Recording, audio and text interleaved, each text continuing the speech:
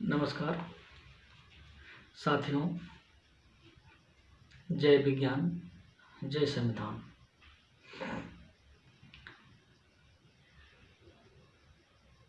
क्या आपको जानना नहीं चाहिए कि देश को आज़ाद होने के बाद, संविधान लागू हो जाने के बाद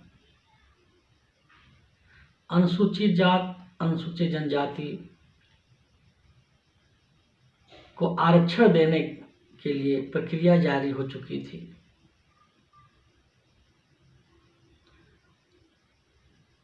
और पिछड़ी जाति को आरक्षण देने के लिए किसने सबसे पहले आवाज उठाई? जानना चाहिए। और कौन ऐसे लोग थे जो चाहते थे कि पिछड़ी जाति के लोगों को आरक्षण न मिले? यदि पिछड़े समाज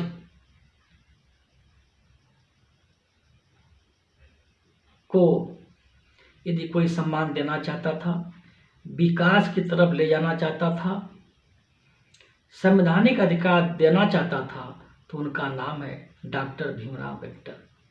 क्योंकि उस समय सदन में सबसे पहले डॉक्टर भीमराव अम्बेडकर जी ने ही आवाज़ उठाई कि जिस तरह से अनुसूचित जात, अनुसूचित जनजाति के लोगों का सर्वे हुआ, उसी तरह से पिछड़ी भी जातियां हैं जो आरक्षण के योग्य हैं, उनको भी आरक्षण मिलना चाहिए। बाबा साहब अम्बेडकर ने अनुच्छेद 340 के तहत पिछड़ी जाति के लोगों की जांच करने की मांग की कि पिछड़ी जाति के लोगों को भी खोजा जाए, तलाशा जाए, जांच की जाए कि उन लोगों को भी आरक्षण मिल सके। देश को आज़ाद होने के बाद, संविधान बनने के बाद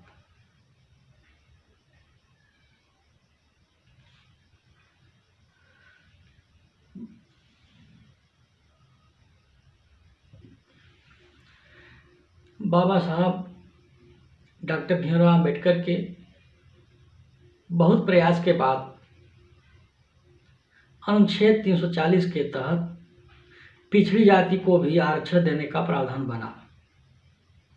और काका कालेकर की अध्यक्षता में सन 1953 में सर्वे करने का आदेश दिया गया काका कालेकर के नेतृत्व में कि जांच किया जाए कि कौन सी ऐसी जातियां हैं जिनको आरक्षण की आवश्यकता है। लेकिन काका कालेकर पिछड़ी जाति के लोगों को आरक्षण न देना चाहते थे, क्योंकि उनकी मानसिकता आरक्षण विरोधी थी। उनकी सोच पिछड़े के विरोध में थी। आरक्षण देना गुनाह मानते थे काका कालेकर। वैसे तो कहने को कहते थे कि इन लोगों को 70% आरक्षण देना चाहिए, लेकिन एक तरफ विरोध भी कर रहे थे कि पिछड़ी जाति को आरक्षण देना सबसे बड़ा गुनाह है। वो कहते हैं पिछड़ी जाति यदि पिछड़ी है तो उन पिछड़ों का ही दोष है। यदि पिछड़ी जाति पढ़ लिख नहीं पाई तो पिछड़ी जाति की कमी है। और उनका कहना है सरकारी कार्य में और सरकारी कार्य या सेवा का कार्य होता है। इन पिछड़ी जाति के लोगों को रहमो करम पर रहना चाहिए। यदि पिछड़ी जाति पढ़ लिख नहीं पाई तो इन पिछड़ों का ही कोई कमी रहा होगा। जबकि काका कालेकर जानते थे कि उस समय पिछड़ी जात, दलित समाज, अनुसूचित जैसे लोगों को पढ़ने लिखने का अधिकार नहीं था।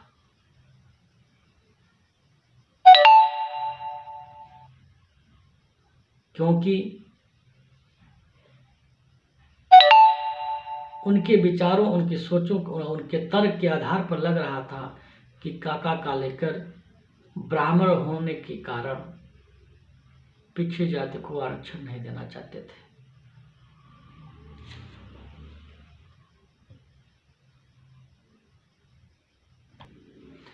यदि काका कालेकर जैसे व्यक्ति चाहे होते तो इस पिछड़े समाज को 1955 में ही आरक्षण मिल गया होता, लेकिन यह नहीं चाहते थे कि पिछड़े समाज के लोगों को सरकारी सेवा में आरक्षण मिले। ये तर्क देते हैं कि पिछड़े जाति के लोगों को सरकार के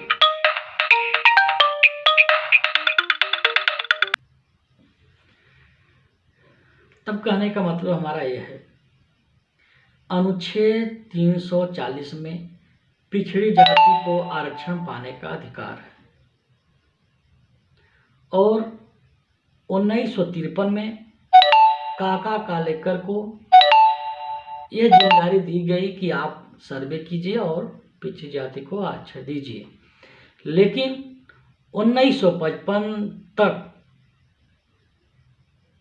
काका कालेकर अपनी रिपोर्ट पिछड़ी जाति के विरोध में देते हैं, ऐसे कि पिछड़ी जाति को आरक्षण न मिल पाए। यदि 1955 में पिछड़ी जाति के लोगों को आरक्षण मिल गया होता तो आज पिछड़ी जाति की स्थिति, सामाजिक आर्थिक स्थिति अच्छी होती। आज तक आरक्षण 1955 तक आरक्षण न मिला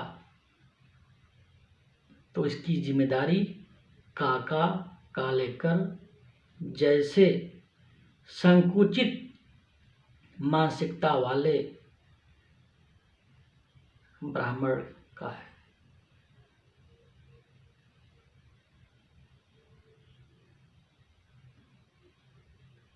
और आप सभी साथियों से निवेदन है कि आप लोग यदि कुछ करना चाहते हैं, साहूजी महाराज, ज्योतिबा फूले, डॉक्टर भीमराव अम्बेडकर जैसे महापुरुषों के विचारों को घर घर जन जन तक पहुंचाने का काम करें।